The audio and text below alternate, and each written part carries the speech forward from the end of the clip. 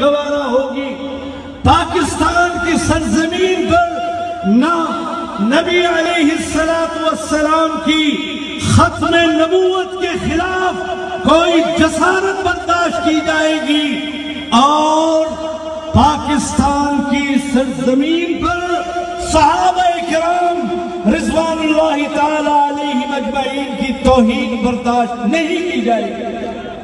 پاکستان کے حکمران چاہے وہ کوئی ہو، صوبائی ہو، وفاقی ہو، مختلف مقتدر اداروں کے لوگ ہوں، انہیں معلوم ہونا چاہیے کہ 73 سال سے پاکستان میں فرقہ وارانہ لڑائیاں کروائی گئی ہیں۔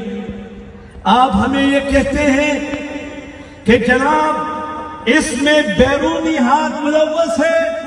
میں کہنا چاہتا ہوں اگر بات یہی ہے تو آپ کے انداز حکمرانی پر آپ کو شرم آنی چاہیے۔ کیا ہے یہ حکومت؟ کہاں ہے وہ ہماری طاقت اور قوت جس سے پاکستان کے عوام اپنے آپ کو پرامن اور محفوظ سمجھتے ہیں؟ اگر پاکستان میں بیرونی ایجنڈے کے مطابق یہاں فرقہ واریت پھیلائی جا رہی ہے اور آج کی اس تاریخ تک کوئی گرفتاریاں عمل میں نہیں آئی ہیں۔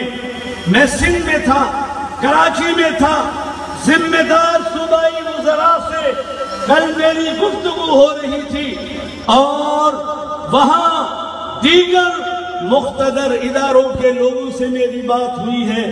مجھ سے یہ کہا جا رہا ہے، مسلسل کہا جا رہا ہے، ہم گرفتاری کی کوشش کر رہے ہیں۔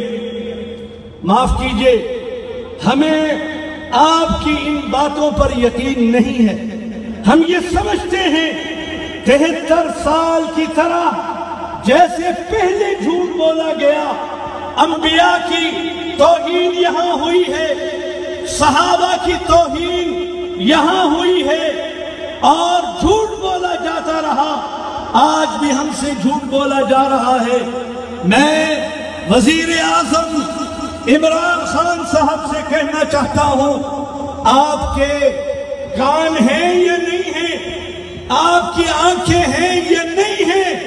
ملک کے اندر آج جو بے چینی ہے، جو انتشار ہے، جو خلفشار ہے، جو اضطراب ہے، جو صحابہ کے حوالے سے تشویش ہے، آپ کو کچھ پتہ نہیں ہے؟ یہ شرم کی بات ہے۔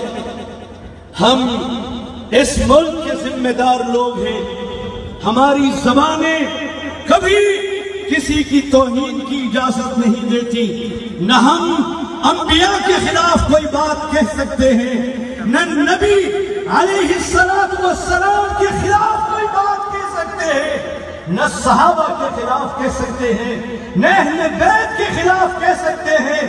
مجھے تعجب ہے، مجھے حیرت ہے کہ یہاں ایک کمیونٹی صحابہ کے خلاف بول رہی ہے اور ساری حکومت کی مشنری خاموش ہے۔ ہم اس پر احتجاج کرتے ہیں اور آئندہ چند دنوں میں ہونے والے اجتماع کے اندر جس کی ہمیں دعوت دی جا رہی ہے، ہم مطالبہ کرتے ہیں کہ اس اجتماع سے پہلے ان صحابہ کے گستاخوں کو گرفتار کیا جائے۔ آپ تائید کرتے ہیں؟ آپ تائید کرتے ہیں؟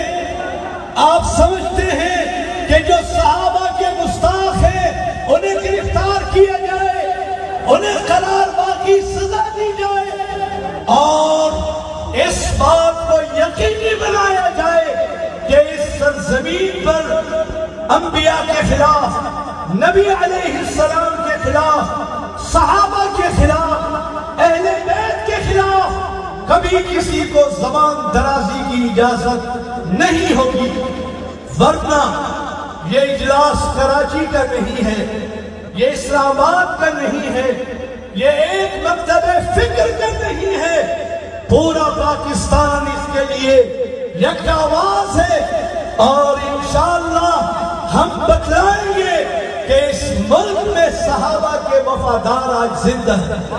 اللہ رب العزت آپ سب